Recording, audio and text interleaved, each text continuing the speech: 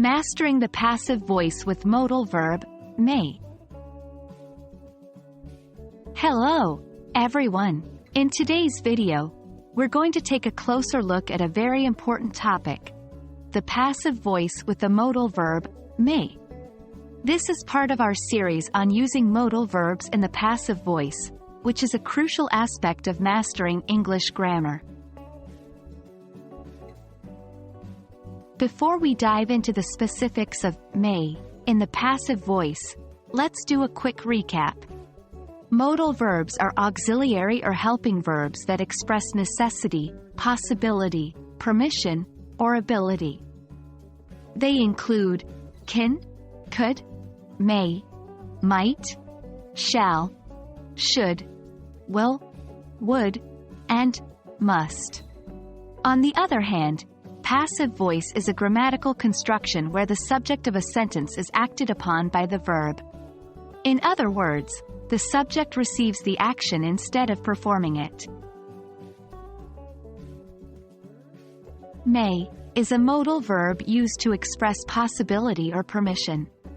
When using may in a sentence, it typically indicates that something might happen or that someone is allowed to do something.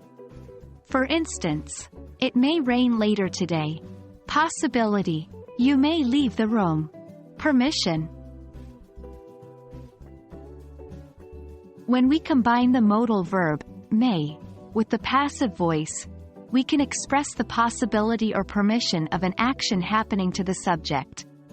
To form the passive voice with may, we use the structure subject plus may plus be plus past participle. Here are some examples. The document may be signed by the manager. Possibility: the cookies may be eaten after dinner. Permission: in both sentences, the action, signing the document, eating the cookies, is being done to the subject, and there's a possibility or permission involved.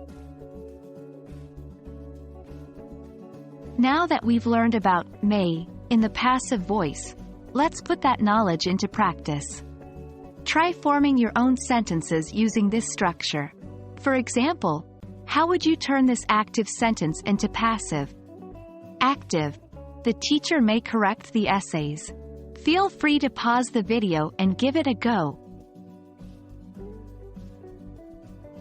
And there you have it. Today we've explored how to use the passive voice with the modal verb may. By now, you should feel more comfortable understanding and forming sentences using this structure. As always, practice makes perfect, so keep working on your sentences.